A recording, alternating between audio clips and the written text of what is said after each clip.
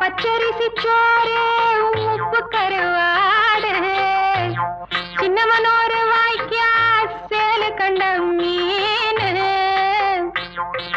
குருத்தான முளக்கீர வாடாத சிறுகீர நினைக்கையிலே எனக்கு இப்போ எச்சி ஊறுது அள்ளி தின்ன ஆசை வந்து என்ன மீறுது நிப்ப நிப்ப நெல்லு சோறு என்னை மணக்கும் கத்திரிக்கா நேத்து வச்ச மீன் குழம்பு என்ன இழுக்குதையா நெஞ்சுக்குள்ள அந்த நினப்பு வந்து மயக்குதையா